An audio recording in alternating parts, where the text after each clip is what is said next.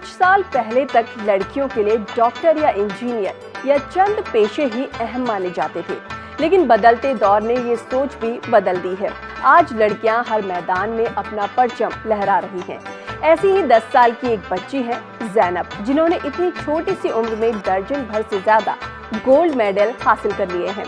तो आइए मुलाकात कीजिए mixed martial arts champion Zainab से।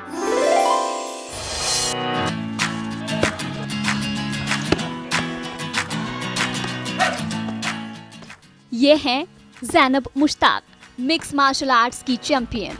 इस लड़की के नाम इतने गोल्ड मेडल और दीगर तमगे हैं जितनी कि इस लड़की की उम्र भी नहीं है।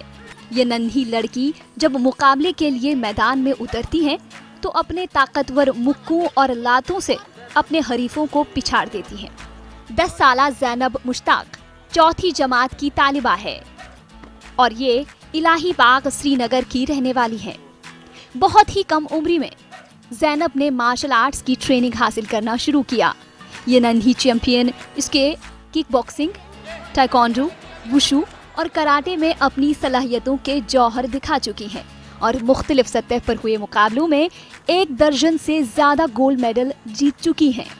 गोवा और पहलगाम में कौमी सतह के टूर्नामेंट्स में ज़ैनब का बेहतरीन मुजाहिरा देखने को मिला था।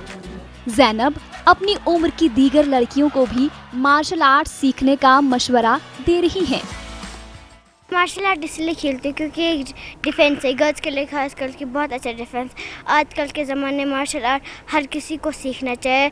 और दूसरा जो कि है मार्शल आर्ट में अपने बच्चे का फ्यूचर बनता है। और मैंने बहुत सारे मेडल जीते और मैं बहुत आगे जाना चाहती हूँ। मैं इंटरनेशनल लेवल तक जाना चाहती हूँ।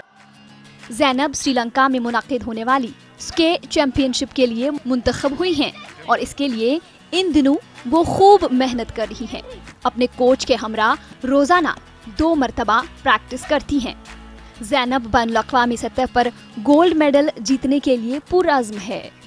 मैं इंटरनेशनल के लिए सिलेक्ट हुई हूँ और इंशाल्लाह मैं वहाँ से गोल्ड निकालूंगी, अपने कश्मीर का नाम रोशन करूँगी और अपने माँ बाप का नाम भी रोशन करूँगी। उसके लिए कैसी तैयारियाँ की आपने? उसके लिए मैंने बहुत तैयारी की। मेरे सर मुझ पर बहुत ध्यान दे रहे हैं, मुझे बहुत अच्छे से प्रैक्टिस करा रहे हैं और इंशाल्लाह मेरी एक्सपेक्टेशन है कि मैं वहाँ से गोल्ड लाऊंगी।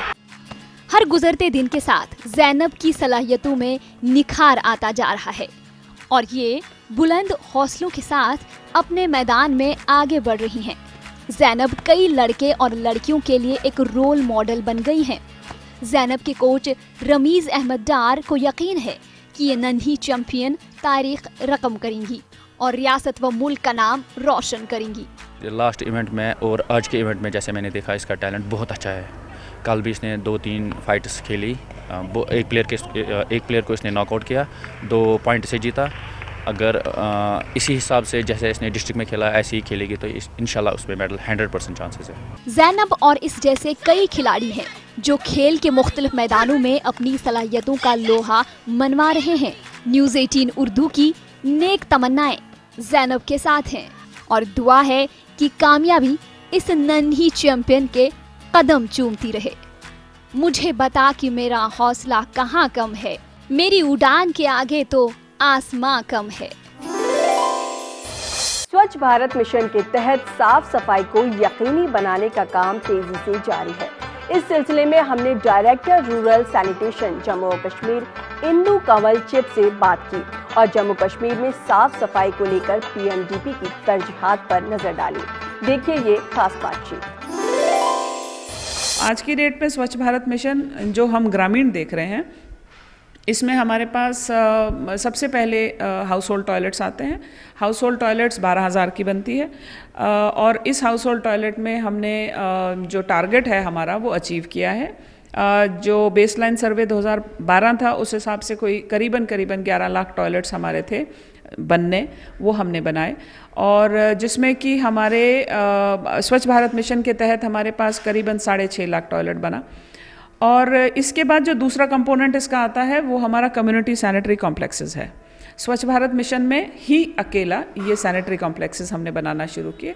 ये 2 लाख का कॉम्प्लेक्स होता है जिसमें 1,80,000 हमारी हम लोग देते हैं, सरकार देती है, और दूसरा 20,000 बेनिफिशरी देता है। तीसरा जो हमारा कंपोनेंट इसमें आता है, उसमें हमने पिछले साल करीबन 1150 कम्युनिटी सैनिटरी कॉम्प्लेक्सेस बनाए और इस बारी 250 के करीबन हमारा टारगेट जो है वो ख़त्म हो गया। 253 बेसिकली टॉयलेट्स बन गए, फिर भी आपके गांव साफ नहीं दिखते, आज भी गांव गंदे दिखते हैं। तो क्या मतलब हुआ कि लोगों ने बाहर जाके शौच करना तो बंद कर दिया, मगर फिर भी गंदगी सामने है। तो उस गंदगी को निपटाने के लिए हमारे पास ये 2 ODF प्लस एक्टिविटीज़ हैं, जिसमें हम सॉलिड और लिक्विड के वेस्ट को मैनेज करते हैं और हम गोबर गैस प्लांट्स का इंस्टॉलेशन करते हैं। इसमें हमने एग्रीकल्चर वेस्ट को टारगेट करना है जो खेतों में से निकलता है, दूसरा या एनिमल वेस्ट जो जानवर जो लोग रखते हैं उनका वेस्ट, और तीसरा किचन एंड डोमेस्टिक वेस्ट। मेरा मानना है और हमारे डिपार्टमेंट का मानना है कि पंचायती राज एक ऐसा टूल है जो हमारे काम बहुत आसान कर देगा। अब आप मेरी स्कीम के साथ अगर पंचायती राज को जोड़ें तो हमारी स्कीम में एक कंपोनेंट एक और है जिसको निगरानी समिति कहते हैं। निगरानी समिति एक ऐसी कमेटी होगी जो पंचायतों को मिला के बनाई जाएगी और हम वेट कर रहे हैं, हम दुआ कर रहे हैं, इंतज़ार कर रहे हैं कि पंचायतें आएँ और हमारा काम थोड़ा सा उन तक पहुँचे और वो आगे लोगों के साथ, बिकॉज़ पंचायतें गांव के अंदर से निकल कर आएंगी तो उनके साथ लोग जल्दी कनेक्ट करेंगे। एक वीडियो के साथ एक गाँव वाला इतना अच्छा कनेक्ट नहीं करता जितना एक सरपंच के साथ करता। और आखिर में आप लुत्फानंदोज होइए असद अंजुम की आवाज़ में खूबसूरत कश्मीरी नगमे से और मुझे दीजिए इजाज़त। आदाब।